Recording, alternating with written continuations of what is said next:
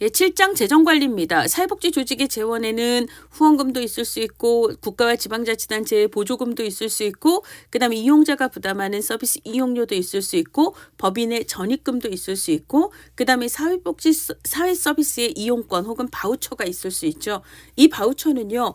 정부에서 수요자에게 지원을 하고 그걸 가지고 민간의 서비스를 이용하도록 하는 거라서 공공재원에 해당합니다.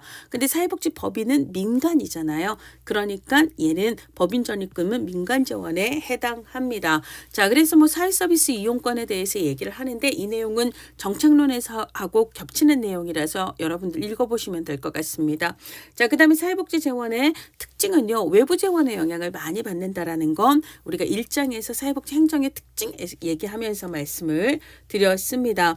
자, 그리고 재정관리의 일반적인 과정은 예산을 편성하고 나면 심의 의결을 거친 후 예산을 집행하고 결산 및 회계감사를 하게 됩니다. 그래서 비슷한 얘기가 예산은 자, 회계연도 개시 전에 편성 심의 의결되어야 한다. 그 다음에 예산 집행 전에 심의 의결을 거쳐야 한다. 이런 얘기들이 시험 문제 나왔습니다. 자, 그 다음에 사회복지 조직의 재무 회계에 대한 내용에서 올해 시험에 나왔던 것은 2025년에 나왔던 것은 보건복지부는 국가재정법을 적용을 하고요. 자, 사회복지법인, 사회복지시설은 사회복지법인 및 사회복지시설 재무회계 규칙을 적용을 하게 됩니다. 자, 사회복지법인의 회계는 법인의 회계가 있고 그 다음에 사회복지법인에서 그 법인에서 운영하는 시설 회계가 있고요. 그 다음에 법인에서 수익사업을 하게 되는 경우 이 수익사업 회계는 법인 회계와 별도 회계로 구분해서 관리를 하게 됩니다. 그래서 법인 회계는 크게 사회복지 법인의 회계는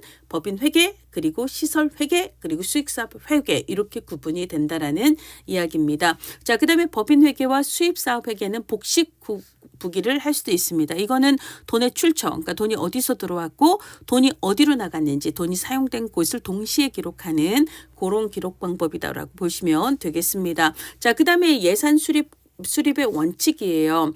기본적으로 예산은 단년도 원칙에 따라서 한 회계 연도 단위로 수립됩니다. 근데 이제 정부 회계 단위가 1월 1일에서 12월 말일까지니까 일반적으로 사회복지법인이나 시설도 그 회계 연도를 따라서 1월 1일부터 12월 말일까지의 예산을 기준으로 수립을 하게 되겠지요. 자, 예산 모형입니다. 자, 품목별 예산이 있고 성과주의 예산이 있고 기획 예산이 있고 그다음에 영기준 예산이 있습니다. 자, 이 중에 품목별 예산은요. 그러니까 예를 들자면 수입의 항목별로 그다음에 지출 항목별로 금액을 명시하는 거예요. 후원금 얼마 들어오고 뭐 그다음에 보조금 얼마 받았고 뭐 이런 것들 있잖아요. 그다음에 예를 들어 지출 항목은 회의비 얼마, 인건비 얼마, 사업비 얼마 이런 식으로 이제 명시를 하는 구조를 품목별 예산이다라고 얘기를 합니다. 그러면 이제 예를 들자면 사업비를 어떻게 할 거고 인건비를 어떻게 할 건가 이거를 정할 때는 보통은 전년도 예산을 근거로 해서 거기서 약간만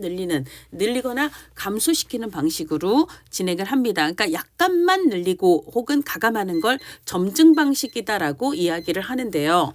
점증 방식이라고 얘기를 하는데요. 자, 이 품목별 예산은 확 늘리지 않고 조금씩 늘리는 그런 방식으로 이루어집니다. 그러니까 신축성이 있다 없다? 신축성이 떨어져요. 조금씩만 바꾸는 방식이기 때문에 그렇습니다. 근데 얘가 널리 사용이 돼요. 사회복지 조직에서. 왜 그러죠? 간편하기 때문입니다. 그리고 회계 책임을 명확하게 할 수 있기 때문에 가장 일반적으로 사용되는 방식이다라고 볼 수가 있습니다. 그리고 품목별 예산은요. 다른 예산 모형에 비해서 통제 기능이 강합니다. 뭐 인건비는 이 안에서만 써야 되고 사업비는 이 안에서만 써야 되고 그다음에 회의비 이거 안에서만 써야 되고 이런 통제 기능이 강하다라는 얘기예요. 자, 그렇지만 그러니까 사업비로 얼마를 쓸 건지 인건비로 얼마를 쓸 건지 이건 알 수 있지만 그걸 가지고 무엇을 얼마나 할 건지 이거를 알 수 없다라는 거예요. 기관 운영이나 활동의 내용이나 양 이런 것들은 알 수가 없다라는 게 이제 단점이 되겠습니다. 성과주의 예산에서 말하는 성과라고 하는 것은 영어로 퍼포먼스예요.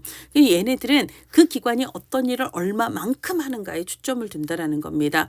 수행하는 업무에 중점을 두는 거고요. 그래서 이제 업무 즉 우리 기관에서 운영하는 사업, 활동의 내용을 사업별로 정하고 뭐 A 사업, B 사업, C 사업 그러면 이제 예를 들어 A 사업이 급식 사업이라고 얘기를 할 때 우리는 단가, 그러니까 한 끼니 한 끼당 뭐 5천 원의 단가로 그다음에 내가 연인원 1,000명에게 식사를 제공하겠다. 이렇게 해서 이제 급식비에 대한 예산을 짜게 되는 구조로 간다라는 겁니다. 각 사업별로 그 사업별 단가, 단위원과 업무량을 곱하는 방식으로 따라서 이 예산을 보면 얘네들이 이 업무를 혹은 이 사업을 이만큼 하려고 하는구나, 이걸 알 수 있다라는 겁니다. 그래서 목표 수행에 중점을 둔다라고 얘기할 때 이때 목표는요, 성과 목표가 아니라 활동 목표예요.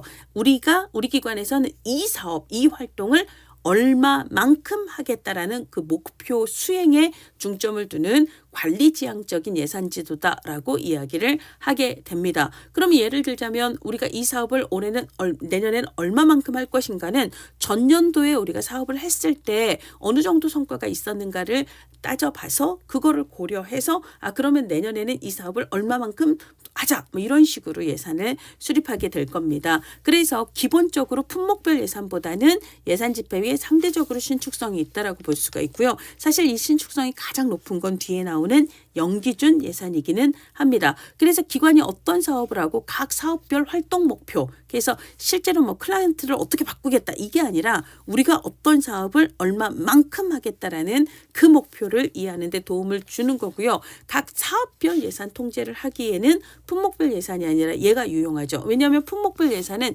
사업별로 나누는 게 아니기 때문에 그냥 전체 사업에 대해서 인건비가 어떻게, 그 다음에 뭐 이렇게 되기 때문에 사업별 예산 통제는 품목별 예산은 할 수가 없는 거죠. 그래서 이제 실제로 이게 무슨 일을 얼마만큼 했는가를 평가하는 것을 용이하게 하는 예산 모형이다라고 볼 수가 있습니다.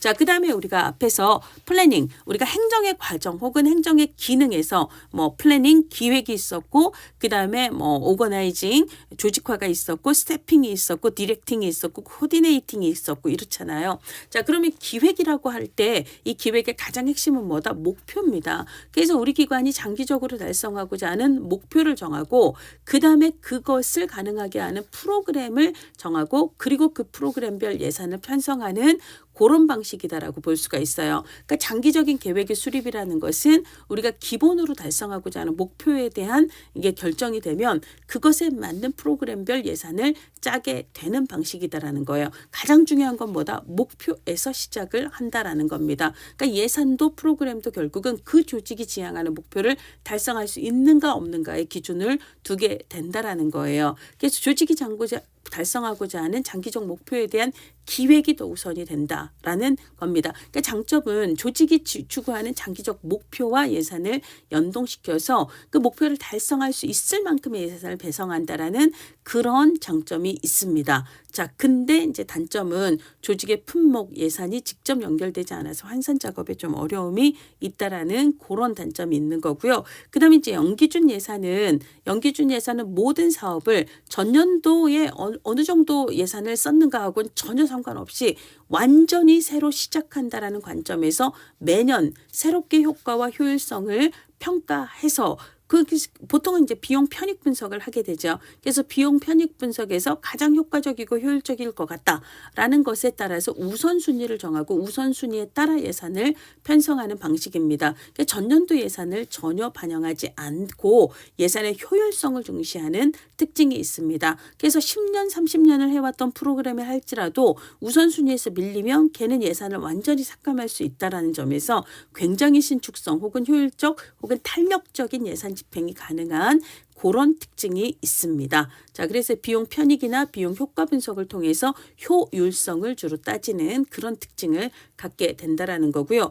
사업의 비용 효과나 비용 편익에 따라서 이제 그 근거를 가지고 우선순위를 배정을 하기 때문에 기본으로 이제 합리적인 재원 배분이 가능하다라고 볼 수가 있습니다. 근데 올해 살아남은 프로그램이 내년에도 살아남으리라는 보장이 없죠. 내년에는 완전히 또 예산이 삭감할 가능성을 배제할 수 없기 때문에 장기적인 전망 속에서 이제 프로그램을 기획하는 데는 좀 문제가 있을 수 있다라고 얘기를 할 수가 있습니다. 자, 로만이라는 학자는 예산 통제의 원칙을 얘기를 하고 있습니다. 강제의 원칙이라 통제라고 하는 것은 규정에 따라서 자원을 사용할 수 있도록 통제하는 제도적 장치가 있어야 된다라는 거예요. 그러니까 강제성 있는 규칙이나 지침이 예산 사용에 대한 지침이 반드시 필요하다라는 이야기를 하고 있습니다. 개별화의 원칙은 개별 기관의 조건이라든지 상황에 맞게 고안이 되어야 한다라는 거고요. 그 다음에 예외적인 상황에 적용할 수 있는 예외적인 규칙이 있어야 합니다.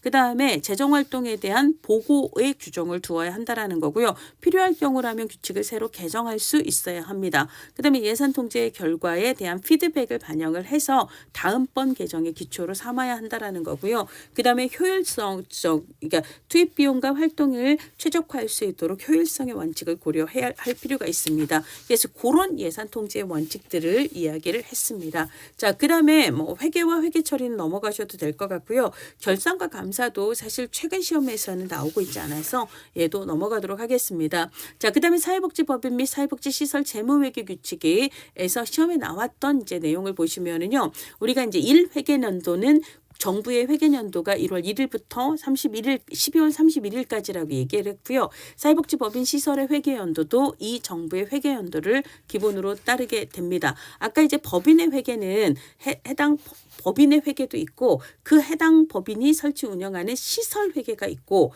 그 다음에 수익사업 회계가 있고 이 세 개가 따로 구분이 돼서 이제 그 회계 관리가 되어야 한다라고 이야기를 했습니다. 자, 그 다음에 예산 총계주의 원칙이에요. 세입과 세출 모두 예산에 계상해야 합니다. 자, 예산 편성과 결정의 절차입니다. 법인의 대표이사 혹은 시설의 장은 예산을 일단 편성을 합니다. 자, 그러고 난 다음에 의결을 거치는데 법인의 경우는 이사회 의결을 거치게 되는 거고요.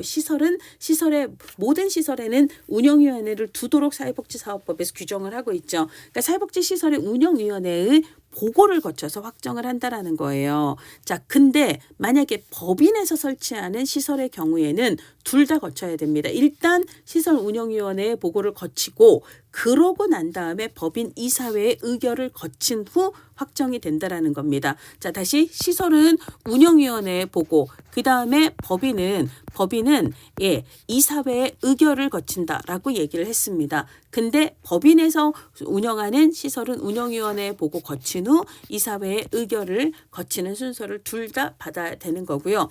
법인의 대표이사 및 시설의 장은 확정된 예산을 매 회계년도 개시 5일 전까지 관할 시장군수구청장에게 제출하여야 합니다. 자, 그래서 2025년 시험에서는 예산 편성 및 결정 절차를 묻는 문제가 나왔는데 일단 예산을 편성하면 시설 운영위원회에 보고를 하고 그 다음에 법인의 이사회 의결을 거친 후 그 다음에 이제 관할 시장군수구청장에게 제출한다라고 얘기를 했죠. 지자체에 제출을 하고 그러고 예산을 공고하는 절차를 따르게 됩니다.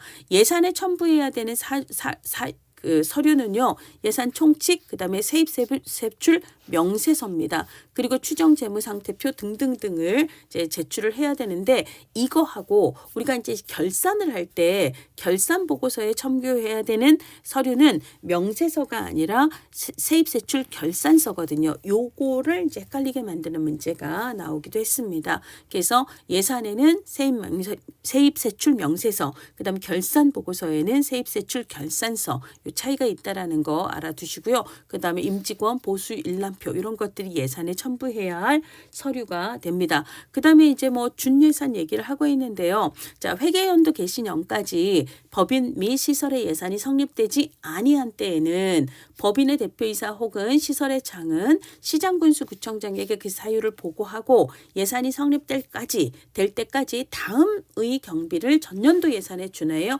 집행할 수 있다라는 거예요. 일단 직원들 월급은 줘야 되니까 임직원의 보수, 그 다음에 법인 및 시설 운영에 직접 사용되는 필수적인 경비, 그리고 법령상 지급 의무가 있는 뭐 예를 들어 보험료의 지급이라든지 이런 것들은 이게 그 준 예산으로 이제 편성해서 집행을 할 수 있다라는 얘기예요. 자, 그래서 직원 월급 줘야 되고요. 그 다음에 필수 경비로 경기요금 있어야 되는 거죠. 그 다음에 이제 뭐 보험료, 4대 보험료 이런 것들은 법령상 지급 의무가 있는 경비이기 때문에 자, 해당이 되지만 사회복지 사회복지관협회 회비 이런 건 해당이 되지 않습니다.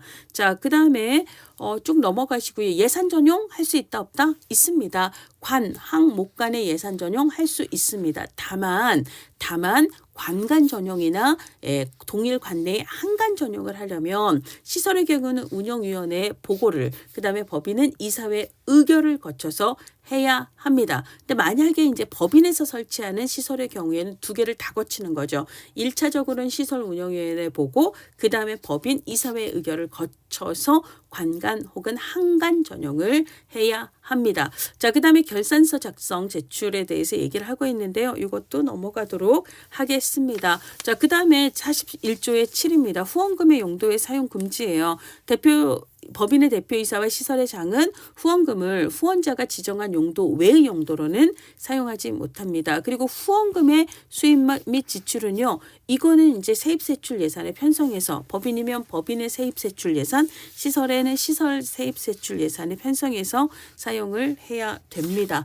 자, 그다음에 감사. 법인의 감사는 해당 법인과 시설에 대해서 매회 1회 이상 감사를 실시해야 합니다. 자, 이번에는요. 8장으로 가시면 서비스의 질, 그리고 정보, 환경, 위험 관리 등을 얘기를 하고 있는데요. 우리가 이제 앞에서 총체적 품질 관리 이론을 얘기했습니다. 누가 만족할 때까지? 고객이 만족할 때까지예요. 고객 즉 클라이언트가 만족할 때까지 지속적으로 서비스의 품질을 개선하기 위해서 지속적인 노력을 한다라는 거예요. 한 개인이 아니라 전 직원들의 집단적인 노력 혹은 팀워크를 통해서 지속적으로 품질을 개선하기 위한 노력을 초점으로 하는 게 이제 TQM, 총체적 품질 관리의 핵심이다라고 볼 수가 있습니다. 그 다음에 서비스의 변이를 최대한 최소화해야 되겠죠. 그러니까 이때는 이렇게, 저때는 저렇게 서로 들쑥날쑥하면 안 되는 거죠. 그렇죠? 변이성을 최소화하는 게 오히려 고품질 서비스의 핵심이다라고 이 얘기를 할 수가 있습니다. 자, 그리고 통계 자료를 활용해요. 즉 자료와 사실에 기반한 의사결정을 중시합니다. 그래서 실제로 서비스의 질이 어느 정도인가 데이터를 통해서 확인을 한다라고 보시면 되겠습니다. 자, 그 다음에 서브퀄이라고 페러 슈러만 등이 제시한 서비스의 질 측정 도구는 5차원으로 구성이 되는데요. 자, 우리가 이거는 어떻게 외우시냐면 확신의 공유 대신 이렇게 외우세요. 확신의 공유 대신, 확신의 공유 대신, 대신이에요. 대신, 확신의 공유 대신 이렇게 외우시면 될 것 같습니다. 자, 그래서 여러분들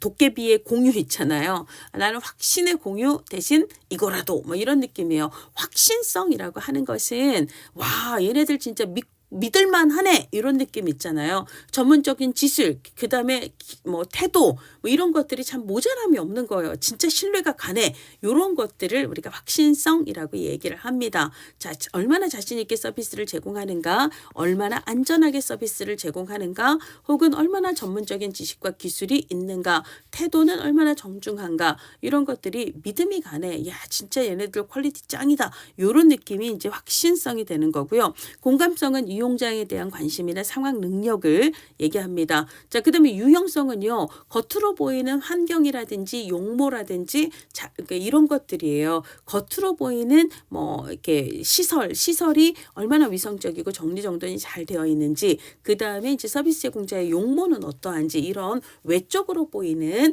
그런 것들을 얘기하는 거고요. 그다음에 이용자의 요구에 얼마나 즉각 잘 응대하는가, 이걸 대응성이라고도 하고 즉응성이라고도 이야기를 하고요. 응답성이라고 이야기를 하기도 합니다. 자, 그렇고요. 그다음에 신뢰성이라고 하는 건 약속한 대로 서비스가 제공이 되는지 이런 걸 얘기해요. 이게 이제 신뢰성입니다. 확신성하고 신뢰성은 차이가 있기 때문에 알아두셔야 돼요. 자, 그다음에 정보관리 체계는 넘어가도 될 것 같고요. 그다음에 사회복지기관의 정보관리도 넘어가도 될 것 같습니다. 자, 그다음에 이제 트래킹 시스템이라고 하는 것은요, 그 사람의 서비스 이력을 확인할 수 있는 시스템이에요. 그런 걸 얘기를 합니다. 자, 그다음에 사회복지 조직에서 정보관리 체계가 필요한 이유 읽어보시면 다 아실 수 있을 거고요. 그다음에 기관의 정보관리 시스템 구축의 영향도 여러분들이 아실 수 있을 것 같습니다. 자, 그 다음에 종사자의 전문성 강화 있잖아요. 이게 이제 사회복지 조직에서 왜 정보관리 체계가 필요한가 하고 관련해서 올해 나왔었는데 나머지 내용들은 쭉 읽어보시면 다 알 수 있는 내용이고요. 이게 왜 사회복지사의 종사자의 전문성을 강화하는가? 기본으로 빠르고 정확한 데이터에 기반을 해서 전문적인 판단을 할 수 있는 능력을 키워주고요. 그 다음에 이제 기록이나 평가나 자료가 조금 더 체계적으로 축적이 되기 때문에 이제 전문적인 개입 역량을 향상시킬 수 있을 겁니다. 그 다음에 정보에 기반해서 이제 서로 소통을 하고 팀 협력 같은 걸 할 수가 있기 때문에 뭐 그런 점에서도 좀 더 전문성을 강화시킬 수 있는 그런 여력이 있을 거고요. 그 장점이 있을 거고요. 그다음에 이제 그 어떤 행정 업무에 들어가는 시간이라든지 이런 것들을 조금 더 효율적으로 축소시킬 수 있어서 본인이 갖고 있는 원래 전문성을 좀 더 발휘할 수 있는 시간적인 여력을 확보해 주기 때문에 종사자의 전문성을 강화할 수도 있다. 뭐 등등으로 이해를 하시면 되겠습니다. 자, 우리나라의 사회복지 정보 시스템이에요. 사회복지 정보 시스템은 사회보장 정보 시스템이 범정부와 그다음에 이제 그 행복이음으로 구분이 되고 있는데 사실 이거는 그냥 행복이음으로 통합하려는 추세인데 이게 약간 불안정해서 여전히 조금 유지가 되고 있는 측면이 있습니다. 자, 그래서 범정부는 약간 중앙정부 차원, 그 다음에 이제 행복이음은 지방정부 차원에서 주로 이용을 하는 거다라고 보시면 되겠고요. 그 다음에 이제 사회복지 시설 정보 시스템이 있었는데 이게 2022년부터는 사회복지 시설은 사회복지 서비스를 제공하는 것이고, 근데 이제 사회복지 서비스뿐만 아니라 다양한 사회 서비스를 제공하는 민간기관들이 굉장히 많죠. 그래서 이제 그 민간기관들이 물론 이제 사회 서비스원은 공공기관입니다. 그래서 사회 서비스가 주로는 민간기관에서 많이 이제 제공이 되고 있는데 그런 이제 사회 서비스 관련된 정보를 집적하는 요 시스템이 희망이음이라는 이름으로 이제 사회 서비스 정보 시스템이 2022년부터 그 개통이 됐고요. 여전히 불안정한 상태이긴 하지만 개통이 됐습니다. 그리고 이제 전 국민의 이제 포털 서비스로 포털 복지 포털로 복지로가 있는 거죠.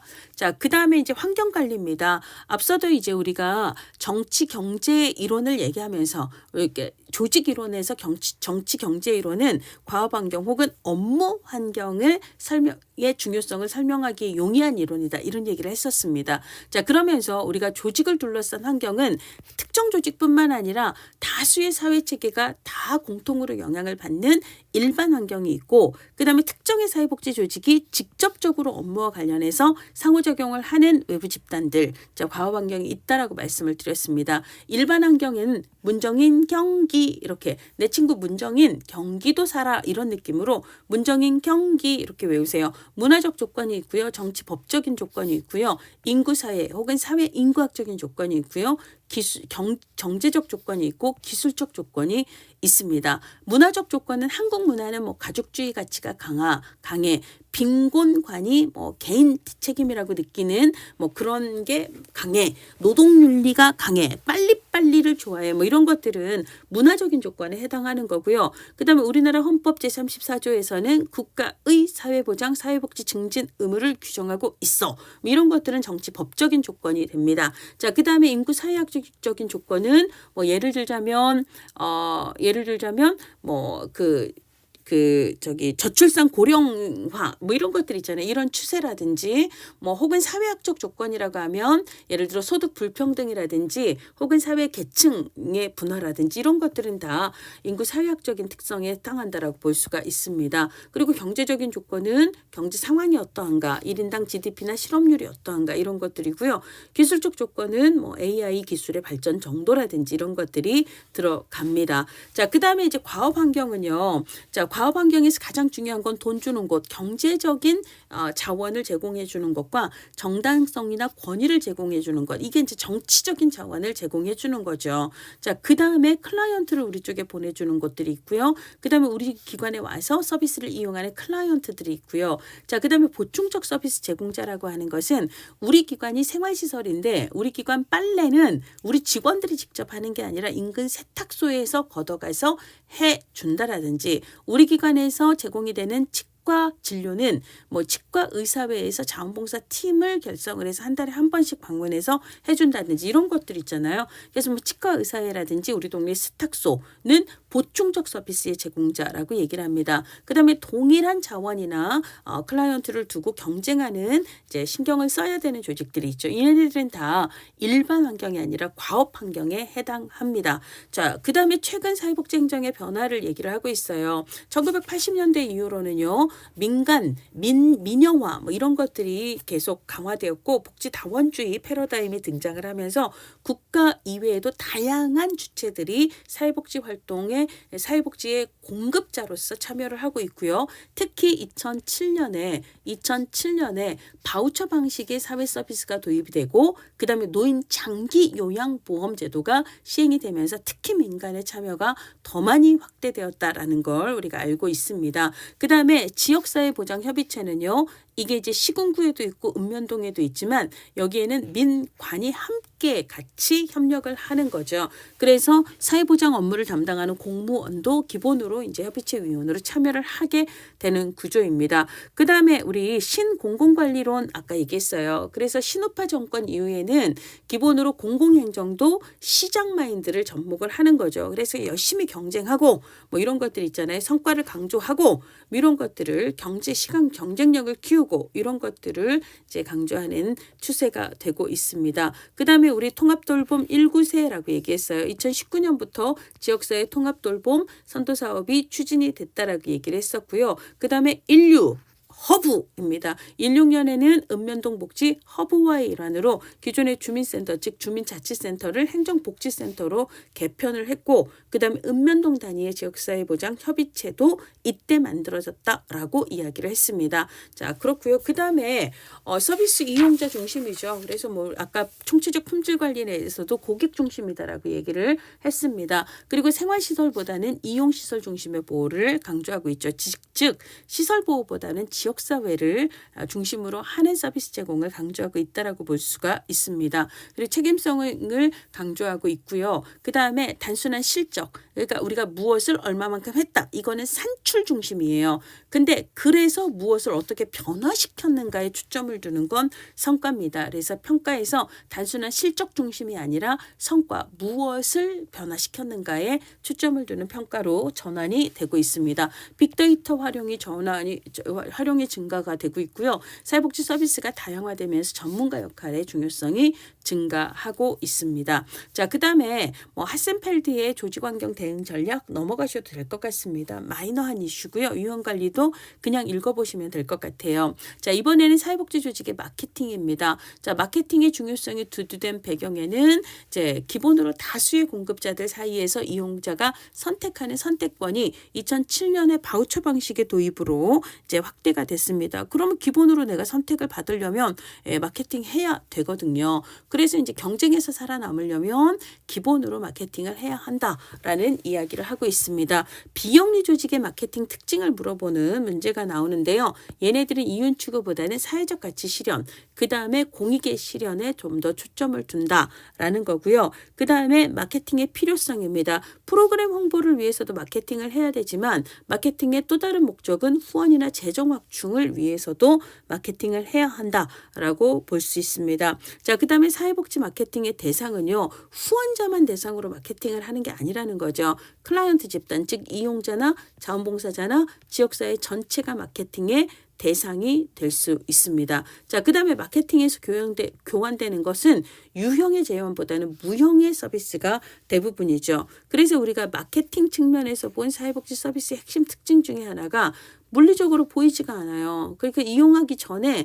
이제 이 물건 어때요? 이렇게 얘기할 수 없고 상담이나 뭐 예를 들어 개입을 받기 전에는 서비스의 질을 평가하기가 어려운 무형 서비스가 대부분인 특징이 좀 있습니다. 자, 그다음에 사회복지 마케팅 전략으로 서비스의 생산과 소비를 동시에 고려를 해야 된다라는 거죠. 그래서 기본으로 사회복지 서비스는요. 생산과 서비스 소비가 동시에 발생하는 물건을 만든 다음에 그 사람한테 준다기보다는 그 사람을 만나서 서비스를 주면서 그 사람이 서비스를 받는 구조로 이루어지기 때문에 이걸 고려를 해야 한다라는 거예요. 그리고 모든 마케팅이 그렇듯이 시장조사부터 시작을 해야 된다라는 거고요. 그리고 무형성도 특징이지만 개별화의 원칙을 강조하기 때문에 이질성을 고려한 그런 전략을 수립할 필요가 있습니다. 그리고 조직의 목표 달성과 측정이 용이하지 않다라는 건 제1장의 사회복지 행정의 특징에서도 말씀을 드렸습니다. 자, 마케팅 측면에서 본 사회복지 서비스의 핵심 특징은 무형성도 있고 생산과 소비를 분리해서 이거 먼저 그다음 너 이렇게 하기가 어렵다라는 거고요. 그 다음에 케이스 바이 케이스예요. 개별화를 강조하기 때문에 표준화가 어렵습니다. 이질성이다, 다양성이다라고 얘기를 하죠. 그 다음에 서비스는 일단 개입이 끝나고 나면 내가 지금까지 받았던 그 사람으로부터의 뭐 개입 과정 이런 거 상담 이런 것들을 잘 저장해놨다가 딴 사람한테 바로 이거 안 되는 거죠. 자, 그래서 이걸 소멸성이라고 얘기를 합니다. 서비스를 반환하거나 되팔기가 어려운 속성이 있다라는 거죠. 자, 사회복지 마케팅의 유형입니다. 자, 대량 마케팅 혹은 대중 마케팅이라고 하는 것은 불특정 다수를 대상으로 한 그런 마케팅 전략이고요. 보통은 이제 TV나 라디오, 신문, 잡지 등의 대중 매체를 통해서 마케팅을 하게 됩니다. 그 다음에 이제 딱 표적 시장을 대상으로 하는 마케팅이 있습니다. 세분화된 시장 중 특정 집단만 골라서 집중 공략을 하는 형태가 되는 거고요. 자, 그 다음에 세분화 마케팅이 있습니다. 인구 통계나 지역 등 기준에 따라서 시장을 몇 개의 큰 그룹으로 나누고 이제 분리해서 이제 각각의 마케팅을 진행을 하는 방식인 거고요. 그 다음에 이제 틈새를 딱 파악해서 틈새를 파고드는 그런 시장 공략도 있을 수 있고요. 뭐 미시적인 마케팅도 있을 수 있습니다. 그래서 시장을 세분화하는 정도는 이쪽으로 갈수록 세분화의 정도가 더 높다라고 이야기를 할 수가 있습니다. 자, 그 다음에 마케팅의 기법이에요. 공익연계 기법 혹은 명분 마케팅이라고 얘기를 하죠. 이거는 기업에 예를 들자면 당신이 우리 제품을 얼마 사면 그 수익의 얼마는 뭐 우리 지역에 어디에 후원이 됩니다. 뭐 이런 것들 있죠. 이런 방식을 우리가 공익연계 마케팅이라고 얘기를 합니다. 그래서 공익연계 마케팅을 통해서는 참여한 기업도 자신의 이미지를 제고할 수 있고 그 다음에 걔네들의 후원을 받는 사회복지 조직도 혜택을 받는 그런 구조가 되는 거죠. 자, 그 다음에 사회적 마케팅이라고 하는 것은 대중행동의 변화를 통한 공익 실현을 목표로 하는 마케팅입니다. 그래서 그들의 행동 변화를 유도하는 방식으로 흡연 예방이라든지 아동학대 예방 캠페인이라든지 교통안전 캠페인 이런 것들이 이제 사회적인 마케팅에 해당이 된다라고 볼 수가 있습니다. 데이터베이스 마케팅은요, 이용자에 대한 각종의 정보를 수집 분석해서 마케팅에 활용하는 맞춤형 홍보 방식이라고 볼 수가 있습니다. 자, 그 다음에 고객관계 관리 마케팅이 있습니다. 개별 고객 특성에 맞춤형으로 이제 서비스를 제공을 하는 마케팅을 하는 그런 거죠. 그래서 예를 들자면 A 초등학교 학부모들이 사회복지사에게 본인들의 자녀와 연령대가 비슷한 아이들을 돕고 싶다고 이야기를 하면 그러면 이제 그런 욕구에 그 개별 특성의 욕구에 맞춤형 형태로 이들이 참여할 수 있는 방식의 자리를 만들어서 이제 마케팅을 하는 방식을 이야기를 할 수가 있습니다. 자, 그 외에 이제 다이렉트 마케팅은요, 잠재적 후원자에게 직접적으로 개별적으로 이제 후원 요청을 하거나 뭐 이런 것들을 얘기를 하는 거죠. 자, 그 다음에 사회복지 마케팅 믹스입니다. 마케팅 믹스라고 하는 것은 기업이 목표 시장을 대상으로 제품과 서비스를 효과적으로 판매하기 위해 사용하는 전략적 요소들의 조합이에요. 이게 이제 대표적으로는 4P 전략이 있는데요. 일단 프로덕트, 제품이 있고 프라이스, 가격이 있죠. 그 다음에 플레이스, 이것을 유통 혹은 입지 혹은 장소로 번역을 합니다. 그리고 이제 판매를 촉진하는 거 프로모션이라고 얘기를 하죠. 그래서 이 네 가지가 마케팅 믹스에 해당이 되는 거고요. 뭐 제품은 이제 우리는 재화나 서비스가 될 거고요. 가격 아시죠? 그 다음에 이제 유통은 서비스가 제공된 장소, 접근성과 같이 고객이 서비스를 쉽게 이용할 수 있도록 하는 뭐 복지관에서 온라인 플랫폼에서 가정 방문 등을 통해서 이런 것들이 유통이 됩니다. 그 다음에 이제 판매 촉진을 위해서 하는 프로모션 같은 거 있잖아요. 이런 건 서비스를 알리고 참여를 유도하는 활동에 해당한다라고 볼 수가 있습니다.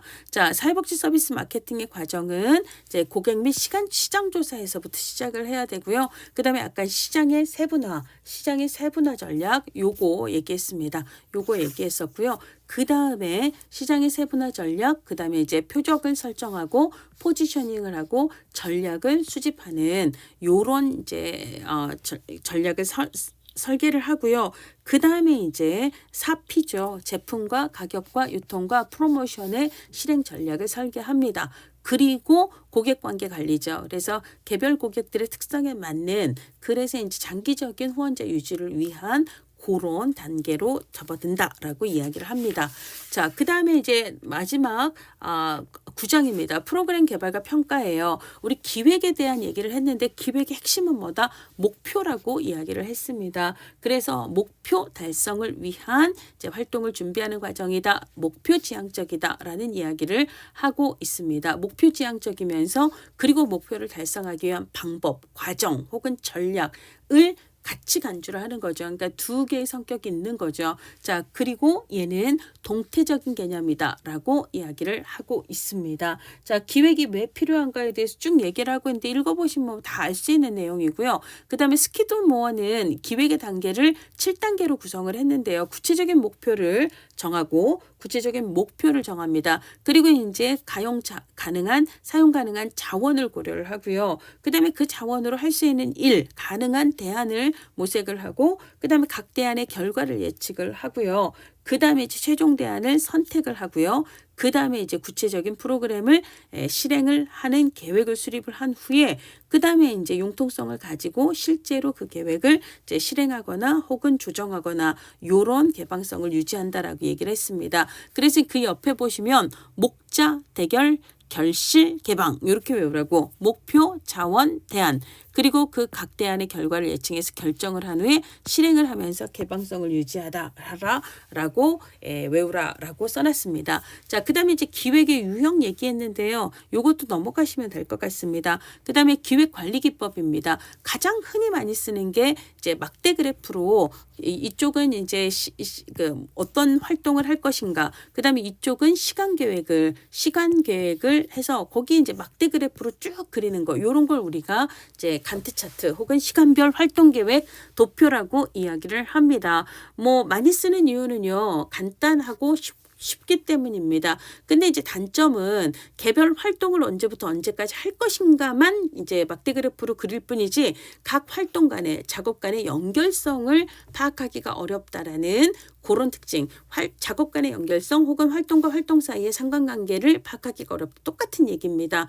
그 다음에 일정 계획 변경을 유연하게 수용하기가 어려워요. 그래서 특정 활동을 내가 조금 더 시간을 더 쓰거나 아니면 그걸 조금 더 단축을 시켰을 때 이게 전체 프로젝트 기간에 미칠 영향 같은 걸 파악하기가 힘들다라는 이야기로 받아들이시면 되겠습니다. 자, 근데 프로그램 평가 검토 기법은 그 두 가지 단점을 보완한다라는 거죠. 그래서 얘는요, 기본으로 활동 간의 상호관계 혹은 연결성을 명확하게 보여준다라는 것, 이게 이제 간트 차트하고 대표적인 차이가 되는 거고요. 기본으로 전체적인 프로젝트를 내가 마치기 위해서 확보해야 되는 최소한의 시간이 어느 정도인가 이런 걸 알 수가 있습니다. 그래서 이제 개별 활동에서 어떤 활동이 조금 더 지체되거나 조금 더 빨리 단축이 될 때 이게 이제 전체 프로젝트에 시간적으로 미칠 영향 이런 것들을 판단하기가 상대적으로 간트 차트보다 용이하다라고 볼 수가 있습니다. 자, 얘는 목표 달성 기한을 정해 놓고요.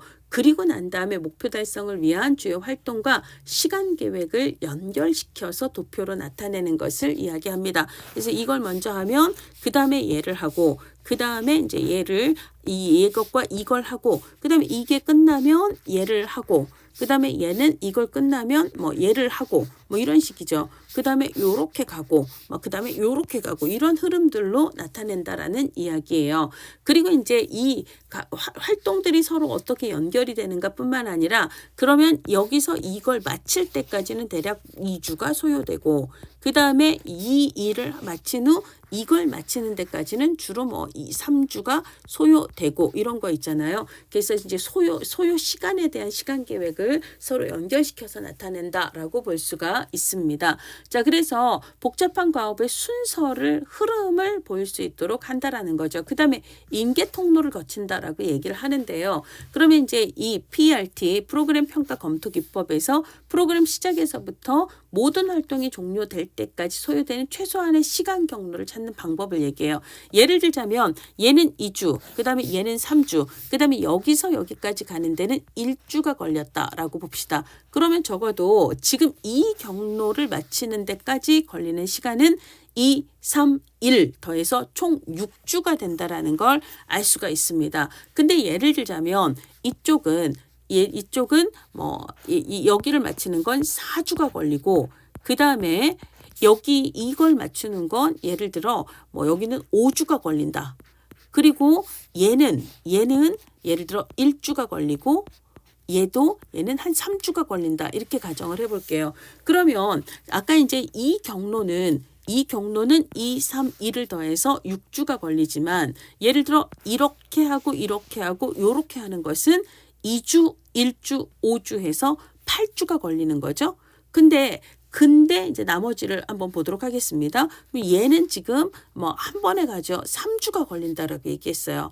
그런데 얘를 보시면 얘는 4주고 얘는 5주입니다. 얘는 몇 주가 걸리죠? 9주가 걸려요. 그러니까 얘가 가장 시간이 많이 걸리는 경로라는 걸 알 수가 있습니다. 그러면 적어도 이 프로젝트를 마치기 위해서 최소한 우리는 시간을 어느 정도 확보해야 되는 거죠? 9주는 확보해야 돼요. 예를 들어 내가 8주가 지났다. 그러면 8주 내에 6주 지났으니까 이 경로 끝났을 거고 3주 안에 이것도 끝났을 거고 그 다음에 8주면 되면 이 경로도 끝났을 거예요. 그렇지만 아직 끝나지 않은 경로가 있잖아요. 얘는 총 9주의 시간을 요하기 때문에 아직 8주밖에 안 지났으면 아직 한 주가 더 남아있는 거예요. 다 끝난 게 아니라는 거예요. 자, 그래서 우리가 이제 여러 경로들 중에 가장 시간이 오래 걸리는 경로만큼의 시간을 확보해야 모든 경로들을 다 마칠 수 있다라는 겁니다. 그래서 시작부터 종료까지 걸리는 시간 중에 그 다음에 이 프로젝트를 마치기 위해서 확보해야 되는 최소한의 시간을 나타내는 건 가장 경로가 긴 경로를 얘기하는 거고요. 이 그림에서는 4주와 5주가 걸리는 얘가 되는 거죠. 이 9주가 걸리는 경로가 이게 임계 경로다 혹은 임계 통로다라고 이야기를 할 수 있습니다. 자, 그 다음에 그런 걸 얘기를 하고 있고요. 자, 그 다음에 월별 활동 카드는요. 이런 식으로 내가 무슨 사업을 할 거다. 그럼 3월에는 뭐하고 4월에는 뭐하고 5월에는 뭐하고 6월에는 뭐하고 거기에 이제 카드를 뭘 할지를 적어서 카드를 끼워 넣는 거다라고 보시면 되겠습니다. 자, 그 다음에 방침관리 기획은 PDCA예요. 일단 플랜 계획을 세우고 그 다음에 do 실행을 합니다. 그러면서 체크 점검하고 확인을 해보는 거예요. 그리고 그거에 맞춰서 조정을 하는 그런 순환적인 과정으로 교육관리가 이루어지는 것을 PDCA 방침관리 기획이라고 얘기를 합니다. 프로그램 제공 과정을 시작부터 끝까지 한눈에 볼 수 있도록 흐름도로 나타낸 것을 총괄 진행 표라고 얘기를 하고요. 그 다음에 클라이언트가 서비스를 처음 시작하면서부터 그러니까 서비스를 종결할 때까지 클라이언트가 거치는 서비스 이용 경로를 흐름도로 나타낸 건 이거는 클라이언트 플로우 차트 혹은 클라이언트 흐름도라고 이야기를 합니다. 책임 합렬표는 중요하지 않습니다. 넘어가도 되고요. 자, 그 다음에 논리 모형이에요. 논리 모형은 체계 이론을 적용하여 프로그램의 구성 요소 사이에 논리적인 관계를 제시하는 요게 이제 논리 모형이다라고 볼 수가 있습니다. 그럼 체계 이론이라고 하는 것은요. 어떤 체계는 외부와 상호 작용을 하죠. 그럼 들어오는 게 있고 이게 투입이죠. 나가는 게 있습니다. 이걸 산출이라고 얘기를 하죠. 그러니까 프로그램에도 투입되는 비용이 있는 거고 그 다음에 투입되는 인력이 있는 거고 그걸 통해서 우리가 산출하는 활동이 있는 거다라고 이야기를 하는 거예요. 그런데 우리가 이제 예를 들어 사과를 먹으면 배설물로 사과가 나오는 게 아니죠. 뭐죠? 전환의 과정을 체계에서 거치기 때문입니다. 프로그램 인력과 프로그램 비용이 투입이 됐을 때 그것도 역시 프로그램 내에서 변환되는 과정을 거치게 되는데 이것을 과정 혹은 활동이라고 얘기를 합니다. 자, 그래서 프로그램 요소들 간의 관계를 투입이 있고 그리고 투입된 예산이나 인력을 통해 우리가 특정의 활동을 진행을 하면 그러면 그 활동을 어느 만큼 예를 들어 상담을 10시간 그 다음에 뭐 예를 들자면 급식을 1000명에게 할 수 있을 거다.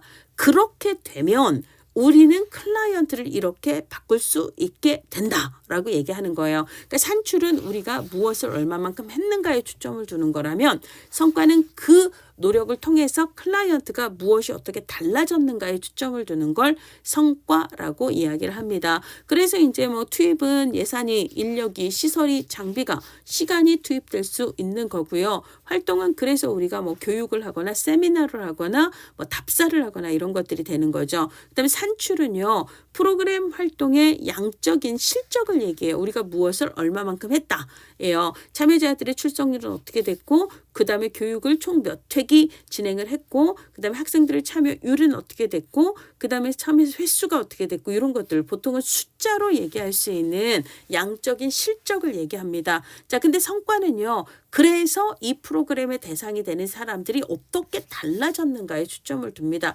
재취업을 했고 만족도가 높아졌고 지위에 변화가 생겼고 스트레스가 완화됐고 이런 걸 얘기한다라는 거죠.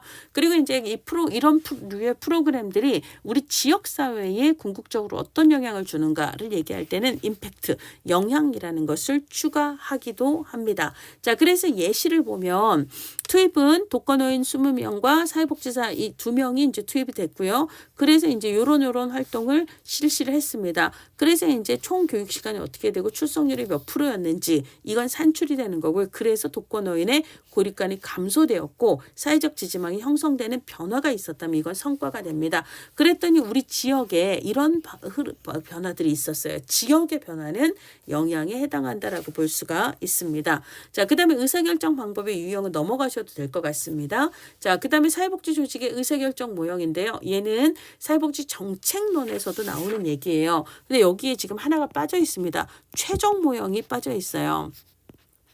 최적 모형이 빠져 있습니다. 자, 이거는 여러분들이 363쪽을 참고를 해서 여러분들이 공부를 하시면 될 것 같습니다. 합리 모형은 정책 결정자가 의사결정자가 모든 대안, 이 문제를 해결할 수 있는 모든 대안을 다 따져보고 가장 합리적인 순위를 따져서 가장 최선의 선택을 할 수 있다라고 얘기하는 걸 합리 모형이라고 얘기를 하고요. 근데 이제 우리가 모든 대안을 따질 수도 없고 그렇게까지 시간이 많거나 우리가 인지적으로 아주 브라이트한 건 아니기 때문에 일부 대안을 고려하다가 만족할 만한 선에서 의사결정을 내린다라고 보는 것을 만족 모형이라고 얘기를 합니다. 점증 모형이라는 것은요. 우리가 이제 앞서서 예산 방식에서 품목별 예산은 점증 예산이다라고 얘기를 했어요. 그러니까 작년 예산을 약간만 가감하는 형태로 품목 예산을 짠다라고 얘기를 했는데요. 그러니까 정책에서도 혹은 의사결정 모형에서도 과거 결정 내용을 약간만 변화시키는 거예요. 확 바꾸지는 않습니다. 그래서 과거 결정의 기초에서 약간의 변화를 시도하는 것 이렇게 얘기하는 거고요. 그럼 확 바꾸지 못하는 이유는요. 기존의 그 결정 혹은 기존의 프로그램이나 정책에 영향을 받는 사람들의 반발이 있을 수 있기 때문입니다. 그런 걸 고려한다라는 거죠. 이런 걸 우리가 이제 고려를 해서 반발이 클 만한 그런 것은 이제 최소화하자라는 관점에서 조금씩만 움직인다라는 거고요. 자, 그 다음에 쓰레기통 모형은요. 우연히 의사결정이 이루어진다. 조직화된 무정부 혹은 무질서 상태에서 우연히 이것저것이 맞아떨어져서 결정이 된다라고 얘기하는 거예요. 그 다음에 연합 모형이라는 말이 한번 언급이 됐는데 이거는 세부 내용이 나오지는 않았습니다. 자, 그 다음에 공공선택 모형이 2023년에 한 번 나왔었는데요. 자, 정부의 역할을 시장처럼 분석을 해서 시민은 소비자다. 그 다음에 정부는 공급자다. 이렇게 간주하고 경쟁과 선택을 통해서 공공서비스의 질과 효율성을 높이려고 하는 그런 의사결정 모형을 얘기합니다. 예, 그렇고요. 그 다음에 의사결정 기법입니다. 의사결정 기법도 그냥 여러분들이 읽어보시면 될 것 같습니다. 자, 그 다음에 이제 사회복지 프로그램 개발 혹은 기획에 대해서 얘기를 하고 있는데요. 이것도 여러분들이 읽어보시면 될 것 같습니다. 기획의 순서는 일단 우리가 해결해야 되는 문제 그리고 문제가 뭐고 그 다음에 이제 욕구가 뭔지를 확인을 하죠. 그렇게 한 다음에 이제 프로그램의 목표를 설정을 하고 프로그램을 짜고 실행을 하고 평가를 하는 순서로 이루어지게 됩니다. 자, 그럼 이제 욕구 조사를 할 할 때 브래드쇼는 사람들의 욕구의 유형을 4가지로 구분을 해요. 전문가가 정한 기준이 있고 그 기준에 미달되면 욕구가 있다고 보자. 이걸 규범적 욕구라고 이야기를 합니다. 그 다음에 대상자들이 스스로 저는 이게 필요해요 라고 느끼는 것 혹은 인식하는 것, 인지하는 것을 욕구로 보자. 이걸 인지적 욕구 내지는 느껴진 욕구라고 얘기를 합니다. 근데 사람들이 실제 행위로 표현된 혹은 표출된 욕구라고 얘기를 해요. 뭔가 프로그램이 있을 때 신청을 한다거나 저 대기자도로 걸어주세요 라고 한다거나 신청을 한 사람의 수, 대기자의 수 이런 걸로 수요를 파악하는 것은 표출된 욕구에 해당합니다. 그 다음에 얘랑 조건이 비슷한데 얘는 서비스를 많이 받고 얘는 서비스를 덜 받아요. 그럼 누구에게 욕구가 있다? 서비스를 덜 받는, 비슷한 조건에서 서비스를 덜 받는 그쪽에 서비스 욕구가 있다라고 얘기하는 건 비교적 욕구에 해당합니다. 자, 욕구조사의 방법도 조사론에서도 나오고 지역복지론에서도 나오죠. 지역사회 포럼 혹은 공개 토론회 혹은 공청회라고도 얘기하는데요. 한 자리에 다 같이 모여서 주거니 받거니 하면서 의견을 이제 모으는 이런 욕구를 수렴하는 방법입니다. 근데 이제 아무래도 한 자리에 모이세요라고 하면 이해관계가 많이 얽힌 사람들이 우르르 몰려와서 막 얘기를 하는 경우가 많기 때문에 실제로 이제 여기서 드러난 의견이 지역 전체 주민들을 대표하는 것은 어려울 수가 있다라는 이야기를 하고 있습니다. 근데 이제 얘는 비용이 적게 들죠. 시간과 비용이 적게 들어 한날 한시에 다 같이 모여서 지역의 전반적인 얘기를 듣는 거기 때문에 효율적이긴 하지만 대표성이 떨어진다라고 볼 수가 있습니다. 자, 그다음에 초점 집단 기법이 있고 명목 집단 기법이 있는데요. 초점 집단 기법은 소수의 사람들이 모여서 자유롭게 토론하고 상호작용하면서 욕구 조사를 하는 거예요. 자, 요거는 이제 주거니 받거니 하면서 하는 건 초점 집단 기법이 되는 거고요. 자, 그다음에 명목 집단 기법은 모이긴 모이지만 서로 간의 상호작용이 있다 없다 거의 없어요. 집단 구성원들 간의 영향력은 서로 감소를 시킵니다. 그래서 자유로운 의견 개진이라든지 막 토론과 상호작용은 거의 없고요. 각자 자기 의견을 개진하는 방식으로 이루어지게 됩니다. 그러니까 서로 주거니 받거니 하지 않기 때문에 그러니까 분위기에 휩쓸리는 왜곡 현상을 초점 집단보다는 이제 줄일 수 있다라고 볼 수가 있고 한 자리에 모이니까 당연히 대면에서 의사결정을 하는 거죠. 근데 상호작용은 가장 이제 최소화된 상호작용을 많이 하지 않습니다. 그다음에 이제 민주적 방식으로 최종적인 의상을 결정한다라는 건 이제 다 같이 모인 사람들에게 뭐 이 지역 사회에서 뭐가 가장 우선되는 문제라고 생각하는가? 그럼 각자 적어내겠죠. 그럼 이제 거기서 아주 소수 의견들은 빼고 이제 1차 조사에서 수렴된 대표적인 문제들을 이것 나왔다. 그러면 이 문제들 중에서 뭐가 더 우선이라고 생각하는지 우선순위를 적어달라라고 다시 요청을 할 수 있다라는 거예요. 그렇게 이제 왔다 갔다 하면서 각자가 자기 의견을 적어내면 여기에 모인 사람들이 무엇을 가장 문제라고 생각하는가에 대한 우선순위를 결정할 수 있을 겁니다. 그렇게 민주적으로 우선순위를 결정해 나가는 방식으로 명목 집단 기법을 사용할 수 있다라는 거고요. 델파이 기법의 4가지 키워드는 뭐예요? 전문가를 대상으로 이들의 익명성을 보장하면서 반복 설명을 우편 설문을 반복하죠. 언제까지? 합의를 얻을 수 있을 때까지가 됩니다. 그 다음에 주요 정보 제공자 조사는요. 말 그대로 내가 알고 싶은 그 현상에 대해서 정보를 많이 가졌을 것 같은 사람을 의도적으로 선정해서 그 사람을 조사하는 방법을 이야기를 합니다. 자, 그 다음에 우리가 프로그램을 개발할 때 프로그램의 대상 인구를 가장 포괄적인 범위의 넓은 인구를 일반 집단 혹은 일반 인구라고 얘기를 하고요. 그중에서 내가 해결하고자 하는 그 문제에 가장 많이 노출이 되어 있거나 가장 많이 취약한 사람들을 위험 집단 혹은 위험 인구라고 이야기를 합니다. 자, 근데 내가 시간도 많고 인력도 많고 돈도 많다면 그 리스크 집단을 이게 위험 집단을 모두 다 커버하면 좋겠지만 사실 그러기가 어려운 경우가 많죠. 따라서 그들 중에서도 실제 우리 프로그램에 참여할 자격이 되는 사람을 좁히게 되는데 이걸 표적 인구라고 얘기를 합니다. 일반적으로는 뭐 우리 구에 거주한 지 최소 2년 이상인 사람 뭐 이렇게 되겠죠. 그 중에서 실제 참여하는 사람을 클라이언트 인구라고 이야기를 하게 됩니다. 자, 그 다음에 프로그램의 목표는 크게 이제 성과 목표하고 활동 목표로 나눠질 수가 있습니다. 아까 이제 활동 목표라는 얘기를 어디서 했었냐면 성과주의 예산. 성과주의 예산에서 얘기하는 사업의 내용과 목표라고 얘기를 할 때 이 기관에서 어떤 일을 얼마만큼 하려고 하는지 이 요거에 초점을 두는 그 목표다라고 얘기를 했어요. 그러니까 사람들을 어떻게 변화시키겠다 이거에 초점이 있다기보다는 우리 기관에서 이런 사업을 이만큼 하겠다라는 것에 초점을 두는 게 이제 아까 퍼포먼스 성과주의 예산이다라고 얘기를 했죠. 그러니까 활동 목표는요. 어떤 일을 어떤 서비스를 얼마만큼 할 것인지에 초점을 두는 게 활동 목표입니다. 자, 근데 성과 목표는요.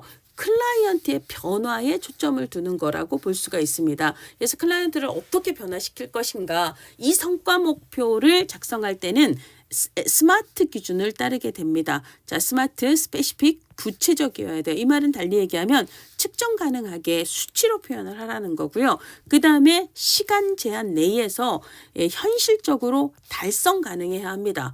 그리고 내가 뭐 2달 뒤에는 이 상태가 되리라라는 결과지향성적으로 이제 서술이 되어야 한다라는 이야기를 하고 있습니다. 자, 그다음에 사회복지 프로그램의 평가에 대한 이야기를 하고 있는데요. 요거 평가와 의의는 읽어보시면 될 것 같고요. 평가의 기준도 우리 사회복지 평가의 기준은 뭐 예를 들자면 얼마나 노력했는가는 얼마나 많은 사람들이 얼마나 많은 예산을 들여서 얼마나 많은 시간 동안 얼마나 많은 클라이언트에게 서비스를 제공했는가 이런 것들은 니네 참 노력 많이 했구나. 이 노력의 평가 기준이 될 수 있는 거고요.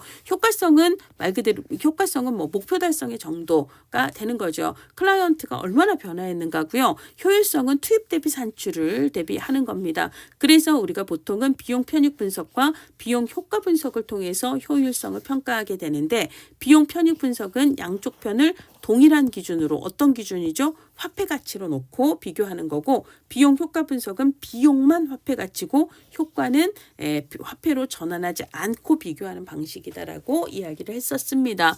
자, 그다음에 서비스 질의 핵심은요. 전문성의 정도예요. 이 프로그램에 어느 정도의 자격을 갖춘 전문가들이 서비스를 제공했고 이 서비스 자체가 어느 정도의 전문성을 요하는 서비스인가 이런 것들이 기준이 되는 거고요. 그다음에 서비스가 제공되는 환경에서 뭐 절차상 뭐 우리가 이행해야 되는 것들을 잘 이행을 했는지 즉 규정을 준수했는지 그다음에 프로그램 환경은 어떠했는지 이런 것들은 과정이 되는 거고요. 그다음에 뭐 비슷한 조건에 있는 사람들이 실제로 서비스에 대한 동일한 접근 기회를 제공받았는지 혹은 얼마나 공평하게 비슷한 처우에 있는 사람들이 공평하게 자원이 배분됐는가 이런 건 형평성이 되는 거고요. 그 다음에 영향, 임팩트라고 하는 것은 이 프로그램에 참여한 그 사람들의 변화뿐만 아니라 이거는 주로 효과성에 해당하는 거고요. 이게 이 지역사회 문제 해결에 어떤 영향을 미쳤는가 사회적인 파급력을 얘기할 때는 영향이라고 이야기를 합니다. 자, 그 다음에 평가 방법은 우리 5과목이나 나오는 그러니까 행정론 아니어도 조사론 그리고 실천기술론, 지역복지론, 정책론에서 나오죠. 총괄평가는 프로그램이 다 끝난 후에 종결된 이후에 종합적으로 프로그램의 효과와 효율성을 평가하여 앞으로도 이 프로그램을 계속 할 건가를 결정하는 데 목적이 있는 평가입니다. 형성평가는요. 프로그램이 진행되는 과정 중에 프로그램의 개선이나 변화를 위해서 혹은 프로그램 개선을 위한 정보를 수집하려고 하는 그런 걸 형성평가라고 이야기를 합니다. 자, 그 다음에 비용 편익과 비용 효과는 둘 다 효율성 평가 방법인 거고요. 비용 편익은 양쪽 편이 같아요. 그래서 둘 다 화폐 가치로 놓고 비교하는 거지만 비용 효과 분석은 비용은 화폐 가치로 고려를 하지만 결과는 금전 가치를 고려하지 않는 그런 방식을 비용 효과 분석이라고 얘기를 합니다. 메타평가는 평가를 잘했는지 평가하는 걸 얘기하는 거고요. 우리가 정성평가, 정량평가는 질적인 자료를 중심으로 평가하면 정성평가고 수치자료, 즉 양적인 자료를 중심으로 평가하면 정량적 평가다라고 얘기를 합니다. 자, 그 다음에 기관 내부 구성원이 평가를 하면 내부 평가가 되는 거고요. 외부에서 와서 평가를 하면 외부 평가가 됩니다. 자, 그다음에 프로그램 평가가 있고요. 그다음에 성과 평가는 그야말로 성과, 목표 달성 정도를 평가하는 거죠. 뭐 효과 평가라고도 얘기하고 결과 평가라고도 얘기를 합니다. 그다음에 프로그램에 투입된 자원의 양을 평가하는 것을 투입 평가라고 부르기도 합니다. 자, 그다음에 뭐 효과성 평가 모형은요. 아주 옛날에 한 번 나온 거라서 뭐 그냥 이거는 제끼셔도 상관없을 것 같습니다. 자, 이상으로 사회복지 행정론 강의까지를 모두 마칩니다. 여러분들 공부 열심히 하셔서요. 남은 기간 동안 사회복지사 1급 고생해서 공부한 만큼 오래 끌지 말고 2026년 1월 시험에서 단박에 다 끝내시기를 기원합니다. 모두 새해 복 많이 받으세요.